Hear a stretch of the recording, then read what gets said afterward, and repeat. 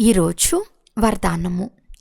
గృహస్థ వ్యవహారం మరియు ఈశ్వర్య వ్యవహారం రెండిటి సమానత ద్వారా సదా తేలిక మరియు సఫల భవ. పిల్లలందరికీ శరీర నిర్వాహం మరియు ఆత్మ నిర్వాహం యొక్క డబుల్ సేవ లభించింది. కానీ రెండు సేవలలో సమయం మరియు శక్తులు రెండిటిపై సమానమైన టెన్షన్ ఉండాలి. ఒకవేళ శ్రీమతం యొక్క ముళ్ళు సరిగ్గా ఉంటే రెండు వైపులా సమానంగా ఉంటాయి.